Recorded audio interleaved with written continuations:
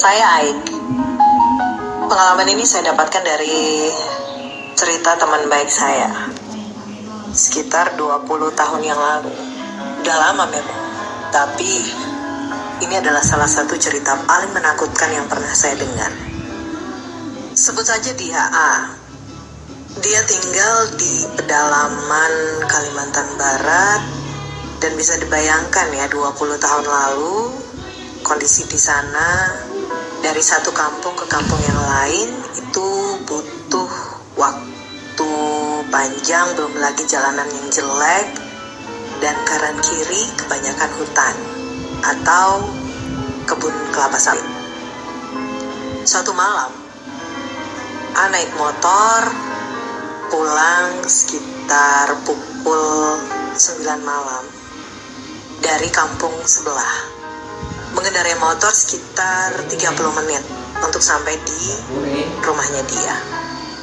Sekitar 10 menit perjalanan dengan motornya, kondisi gelap gulita, hujan rintik-rintik,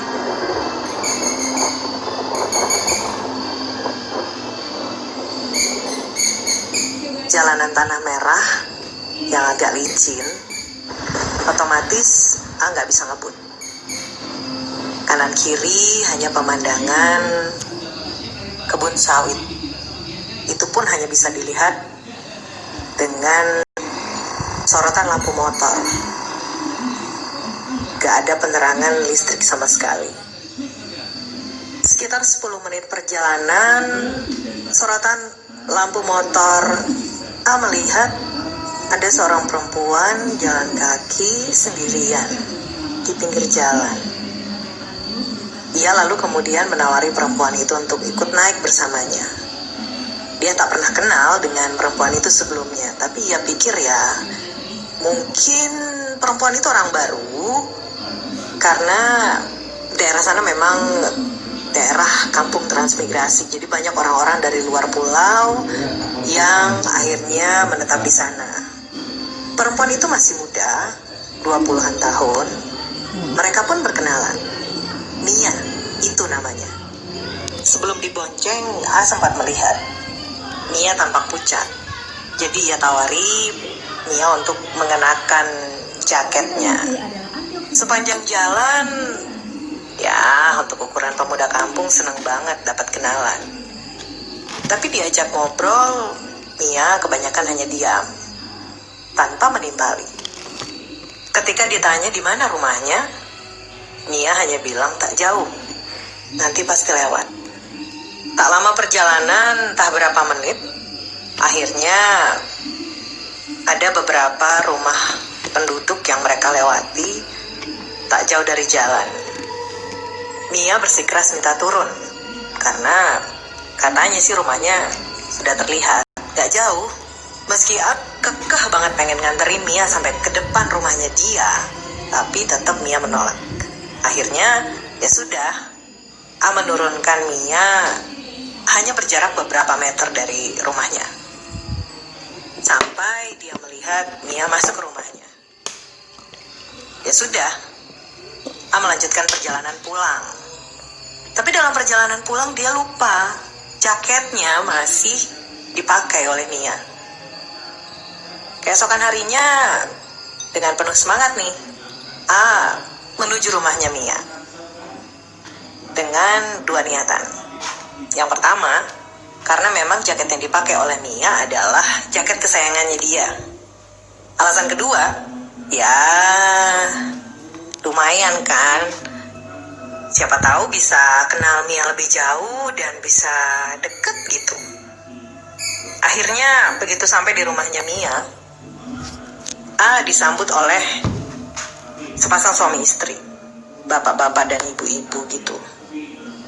Ya seperti orang di desa kebanyakan, mereka tetap welcome, mereka tetap senang gitu dan nggak mikir macam-macam kalau ada orang yang baru dikenal datang berkunjung ke rumah mereka.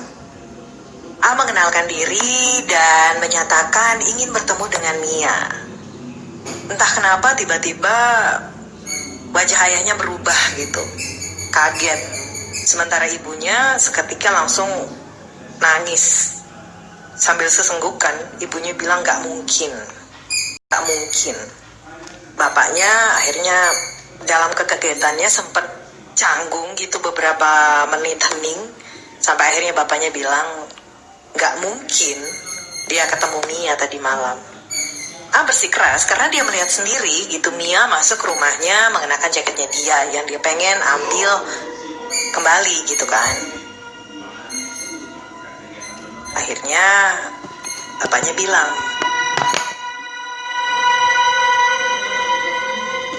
Mia sudah meninggal.